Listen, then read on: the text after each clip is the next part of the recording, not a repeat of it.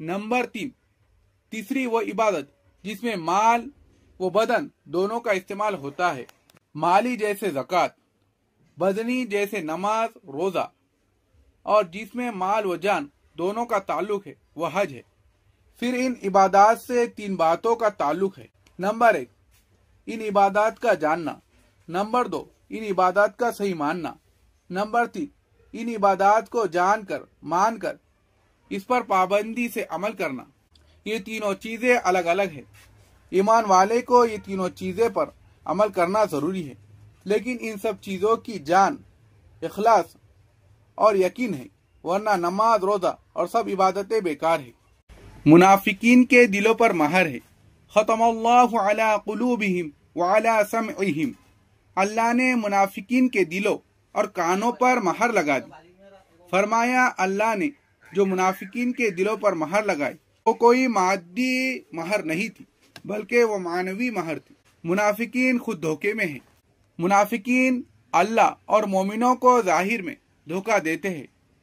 ये दर हकीकत अपने ही को धोखा देते हैं और इनको पता भी नहीं है। अल्लाह इनको धोखे की सजा दुनिया में देते हैं और आखिरत में भी सजा देंगे। दुनिया की सजा यह है कि मुनाफिकीन की नमाज जनाजा भी नहीं पढ़ी जाएंगी, इसकी मगफिरत की दुआ करना भी जायज नहीं है।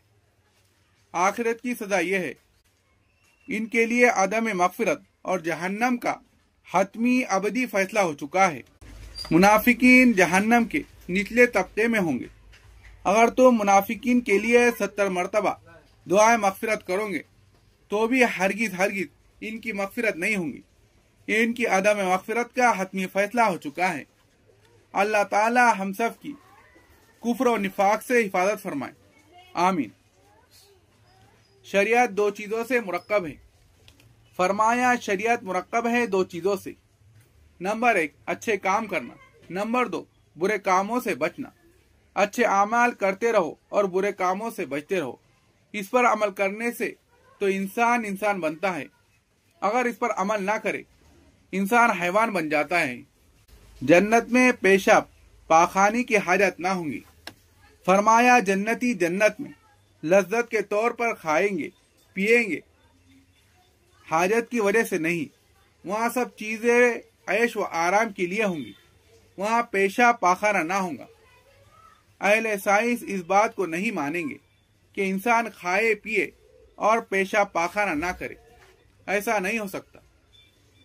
तो हम जवाब में कहेंगे कि दरख्तों को देखिए कि वो खाता भी है और पीता भी है और पेशाब पाखाना वगैरह नहीं करता। इसी तरह जन्नती खाएंगे पिएंगे लेकिन पेशाब पाखाना नहीं करेंगे, डकार लेंगे जिसकी वजह से खाना वगैरह सब हजम हो जाएगा। फिर अगर कोई एतराज करे कि हम इंसान हैं और दरख्त नबातात में से है, इसका जवाब यह है कि जिस्म में दोनों मुश्तरक है।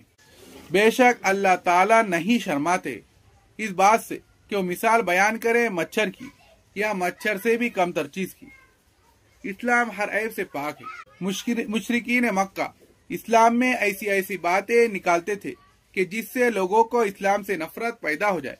लेकिन याद रहे इस्लाम तो हर ऐब से पाक है, जैसा कि अल्लाह हर ऐब से पाक है। कुरान पाक इन बातों का ऐसा जवाब देता है कि वो तकते रह जाते और इन पर सख्ता तारी हो जाता। उन्होंने एतराज किया, अल्लाह तो बहुत बड़ा है, तो छोटी हकीर मक्खी जैसी चीजों का जिक्र क्यों करता? तो अल्लाह ने जवाब दिया कि हम मक्खी और मच्छर की मिसाल बयान करने से तो क्या शर्माते, बल्कि इससे कमतर चीज की मिसाल बयान करने से भी नहीं शर्माते। सब चीजें हमारी मखलूक है।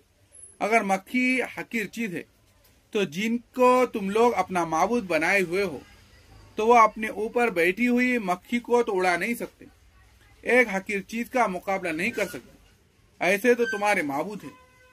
तो गोया इस हकीर चीज मक्खी से भी कमजोर और बेकार तुम्हारे माबूद हो। अगर मक्खी कोई इनकी चीज छीन ले तो ये बूत इन मक्खियों से वो चीज भी नहीं छुड़ा सकते। तो तुम्हारी आरज़ुएं उम्मीदें वो कैसी पूरा करेंगे?